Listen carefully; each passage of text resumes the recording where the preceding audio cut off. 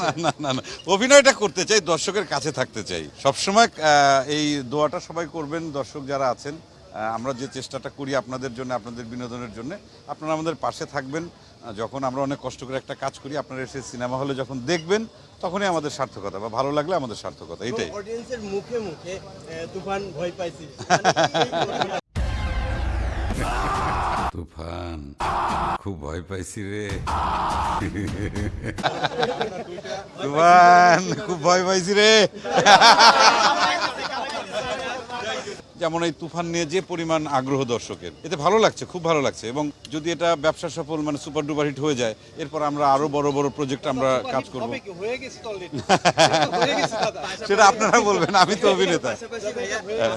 আমি আসলে সারাদিন তো বাসায় ছিলাম, দুপুরে দাওয়াত ছিল বৃন্দাবন খুশির বাসায়, ওখানে খাওয়া দাওয়া করে আমরা টোটাল 2 ফ্যামিলি আমরা এখানে আসলাম। তা এখন পর্যন্ত ফেসবুকেও খুব বেশি ঢোকা হয় নাই, খাওয়া দাওয়ার পর একটু রেস্ট নিলাম।